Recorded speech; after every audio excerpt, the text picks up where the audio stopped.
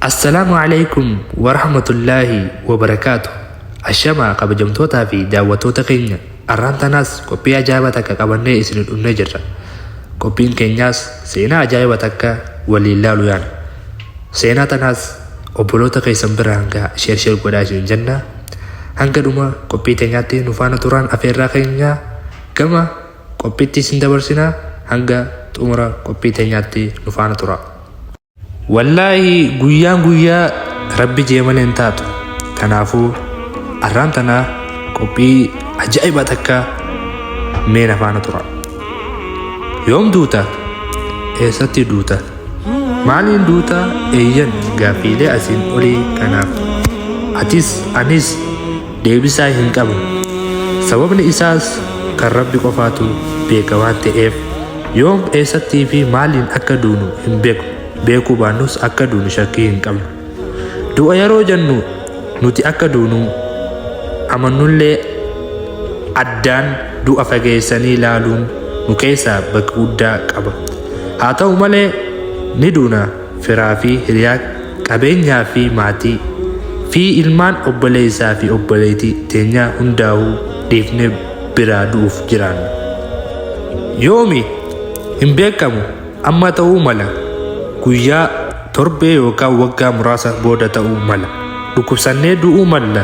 Namni nu dhahee du'uu malla. Ibiddaan bishaan konkolaataa rafnee ta'uu mala. Rabbi qofaatu beeka. Alatti manatti halkan yookaan guyyaa muraasa ta'uu mala. Rabbi qofaatu beeka. Gaaf tokko biyya Suuriyaa keessatti konkolaachisaan konkolaataa fe'iinsaa konkolaachisu tokko meeshaa moggatti imala tokko fe'ee imala isaa eegale. Meeshaa san keessa sanduuqa reefkaa tokko ture. Imala isaanii akkuma eegalaniin roobni roobuu jalqabe. Imalaan kunis suuta jedhee sanduuqicha keessa lixe. Ammas osuma imalaa jiranii imalaan biraa tokko daandii irratti arginaan konkolaataa dhaabanii fi akka koru hayyamanii fi koree imala isaanii itti fufe. Roobninis ittuma fufe. Imalaan lammaffaa namni biraa akka jiru hin beeku ture.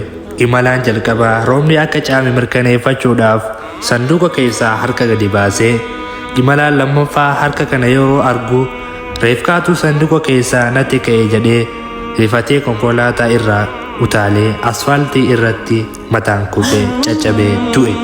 Guyyaa kanaan konkolaataa irraa kufee du'a jedhee hin yaadne akkuma keenya du'a fageessee eeguu ture.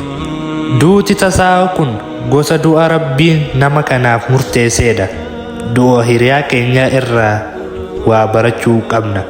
Du'a namoota du'anii hundarraa xiinxallee keenyaas fagoo akka hin taanee fi murteen rabbi qofa akka ta'u beeknee du'aaf qophaa'utu furmaata. Rabbiin akka jee lubbuun takkailleen waan boru dalaytu hin beektu. Lubbuun takkaillee bakka itti duutu hin beektu.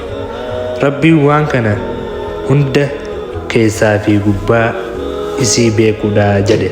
Guyyaa duunuuf beellamni qabamee jira. Yeroo beellamaa keenyaas gizee geessee addunyaa tanarraa deemu malee filannoo biraa hin qabnu.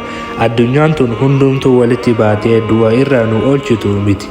Micirroo sekondii takka nuuf idaachisuu hin dandeessu. Beellama guyyaa beekamtuu isiniif jira jedhiin kan guyyaa san irraa sa'aatii takkallee booda hin aanne durallee hin dabarre rabbiin warra qophaa'uu haala ta'anitti duuti itti dhuftu nu haa godhu. Sagantaan keenya kanarraa asumarra goolabamti. Hanga sagantaa birootiin walitti deebinutti wassalaamu alaikum warahmatullaahi wabarakaatu.